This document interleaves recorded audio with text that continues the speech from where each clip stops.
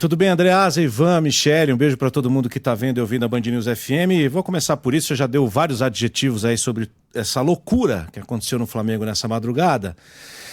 Eu acho que só queria colocar mais uma coisa nessa questão, né? Porque não é uma exclusividade desta gestão, embora a gente saiba o quão personalista é o presidente do Flamengo, o quanto o ego dele é talvez maior do que o clube.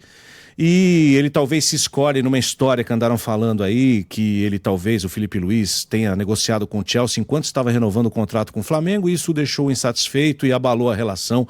Uma coisa completamente fora de propósito, já que ele deve ter contratado o Léo Jardim, que está para chegar aí, também enquanto o Felipe Luiz estava no cargo, ou seja, fez rigorosamente a mesma coisa. Então, eu acho que foi uma coisa de ego ferido, algo que era esperado apenas uma oportunidade, como a oportunidade não aconteceu, ele resolveu fazer dessa forma absolutamente esdrúxula, numa sala no Maracanã, né? Mas não foi só ele, a gestão anterior fez isso com o Dorival, fez isso com o Rogério Ceni, técnicos campeões que foram demitidos em seguida.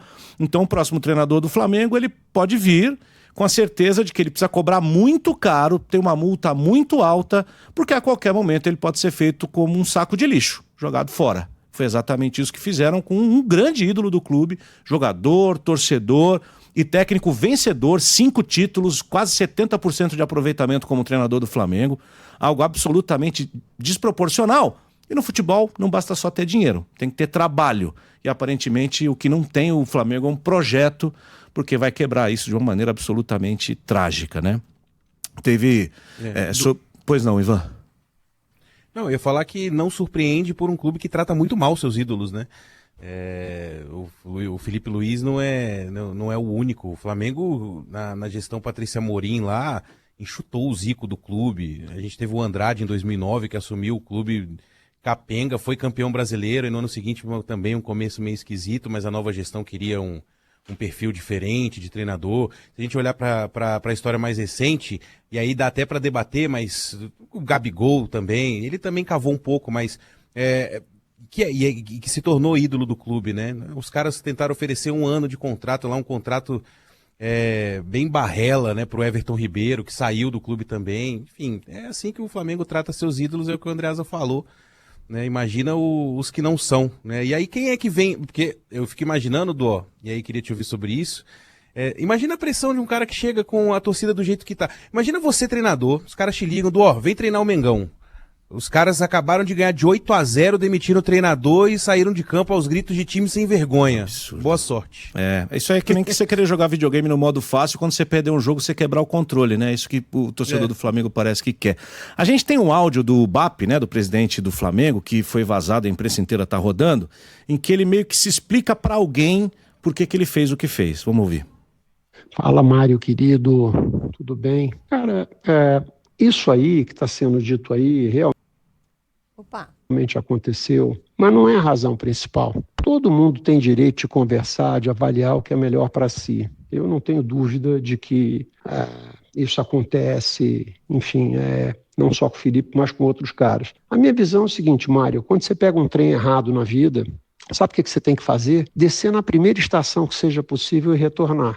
Né? Então, meu compromisso inarredável é com a instituição, é com o Flamengo. Quando eu não acredito que o que está sendo feito vai levar o Flamengo aonde nós desejamos que o Flamengo esteja, eu tenho que atuar. Foi exatamente o que eu fiz. Eu estou intervindo fundamentalmente porque eu acredito que, pelo conjunto das coisas que estavam sendo feitas, a gente não estava indo na direção que eu julgo adequada para a instituição. 2 meses. O novo Fala Zezé, bom dia. Acabou de renovar o contrato, tem 2 meses. Tem um quesinho de melindre aí mesmo, né? Nesse tom, assim, porque na verdade explica, não explica nada. Assim, o trem não estava indo na direção. O lance aí é o seguinte: nunca gostou do Felipe Luiz, nunca foi a prioridade do BAP. Não foi ele que trouxe, né? Não foi ele que trouxe, é a gestão de Landim. Se o Felipe Luiz não tivesse vencido a Copa do Brasil de 2024, né, no momento em que ele estava disputando a eleição, certo? O Felipe Luiz não seria o técnico do Flamengo, por melhor que fosse o trabalho, teria trocado. E aí veio 2025 e o Felipe Luiz se impôs, teve de ser engolido. Eu acho realmente, independentemente dessa história do Chelsea, porque me parece ter um jogo de versões aí e tal, Eu acho que o Felipe Luiz conduziu mal da sua parte. Acho que ele cometeu erros. A torcida não gostou também naquele período de renovação. E aí criou contra si arestas que agora foram exploradas pelo presidente do Flamengo para se livrar daquele que nunca foi o seu treinador preferido, aquele que ele gostaria de contar. Tem um aspecto de vaidade aí, óbvio, claro, porque o Felipe Luiz é obra do Marcos Braz, é obra do Rodolfo Landim. Tem uma coisa lá atrás, de que eu me lembro, depois me lembrei, e agora eu vi circulando na imprensa também, como hipótese, né? O Felipe Luiz era um líder no vestiário do Flamengo como jogador. E parece que essas lideranças interditavam a circulação dos políticos do clube. Tinha uma espécie de conselhinho presente, assim, querendo estar em vestiário, no CT, e esses caras não deixavam. E o BAP fazia parte desse conselhinho. Então, eu acho que isso compõe essa história também, chegando até agora tragicamente. E aí, Dó, me permite só uma observação aqui sobre a torcida do Flamengo. Torcedor do Flamengo que eu sou, Ivan Brandão são mimados, estão mimados. O Flamengo não começou em 2019.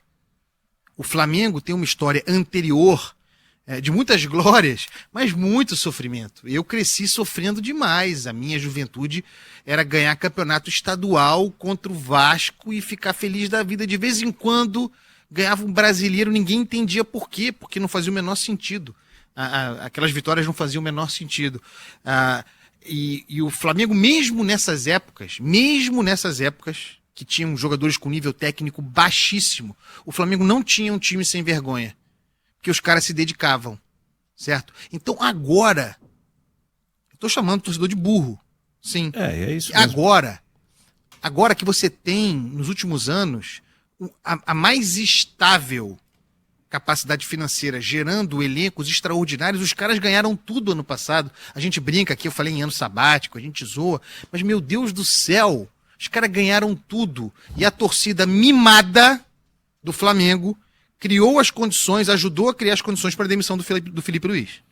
Isso vai ter repercussão em campo, vocês podem esperar, porque ele não é assim. O Augusto, nosso ouvinte, lembra que o Dorival também foi demitido do Flamengo depois de ser campeão da Copa do Brasil. Na verdade, fizeram pior, né? Não renovaram o contrato com ele ficou esperando, contrataram outro e nem avisaram. Foi isso que o Flamengo fez com ele. Então, não dá, né? Enfim, vai ter consequência isso no planejamento do ano, vocês não tenham dúvida disso, e depois, lá no final do ano, a gente conversa, né? Mas vamos falar só uma pergunta, e o Leonardo Jardim? Desculpa, Mir. É um bom técnico. Leonardo Jardim, bom técnico. Mas me parece muito diferente do Felipe Luiz, a forma de jogar, né? Completamente. Então, por isso que eu tô falando. O elenco que foi feito, o elenco que foi montado para o modelo do Felipe Luiz. Vai vir um cara que tem outro modelo. Será que vai encaixar? Vai demorar para encaixar. E a torcida vai ter paciência? Não sei. Esse aí não é aquele que falou que não ia treinar outro time, se não fosse o Cruzeiro. Igual o Tite, que não ia treinar ninguém, o Arias não ia jogar. Mas aí é o Mengão. Mas aí é o Mengão, não é outro time. Não é outro time. Não, aí é outra coisa, entendeu? Bom, vamos fechar então rapidinho com essa expectativa desses 100 dias para a Copa do Mundo. Infelizmente já falou aí do Rodrigo. Uma notícia ruim, né? Do Rodrigo, né? Novo ele, né? 25 anos, mas ainda assim, imagina a frustração para um atleta em ano de Copa do Mundo sofrer uma lesão dessa. Triste, né? Eu transmiti o jogo ontem do Real Madrid e na hora a gente não percebeu que era grave a lesão, ele teve uma dividida do lado do campo, a gente achou que era um pisão no pé, ele jogou até o final, porque o Real Madrid precisava ganhar e perdeu o jogo do Getafe.